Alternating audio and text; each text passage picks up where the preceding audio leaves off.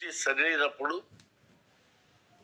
ఎంత ప్రార్థన చేసినా సమస్యలు పెరిగిపోతున్నప్పుడు, బాధలు, ఇరుకులు, ఇబ్బందులు నేను త్రొక్కివేస్తున్నప్పుడు యెహోవా కృపగలవాడు అనే మాట పలకాలి అంటే యేసుని ఎంత అర్థం చేసుకునే వ్యక్తిగా ఉండాలి.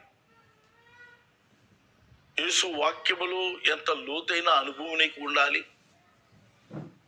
ఇదే అధ్యాయాన్ని 3వ అధ్యాయం మొదటి నుండి చదువుకుంటూ వెళితే అనేక బాధలు వారు అనుభవించినట్లుగా చూస్తున్నాం. దెబ్బలు తిన్నారు, రోగాలు అనుభవించారు, చేదు వారికి తినిపించడం జరిగింది, వెలుగు లేక చీకట్లో నడిచారు, సంఖ్యలతో బంధించబడ్డారు, నెమ్మది లేదు, కురింగిపోయారు.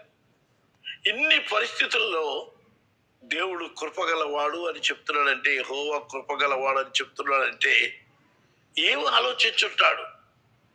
ఇది నానా అప్పులు పాలయ్యావు, నిందల పాలయ్యావు, సంఖ్యల చేత బంధించబడ్డావు, తప్పు చేయకపోయినా శిక్ష అనుభవిస్తున్నావు, అందరూ నిన్ను అసహించుకుంటున్నారు.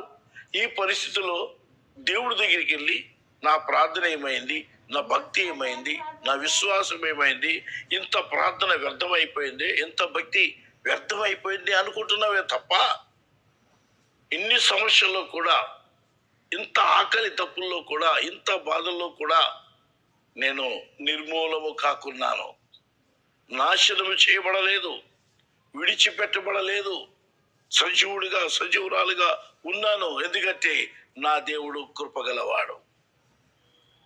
ఆయన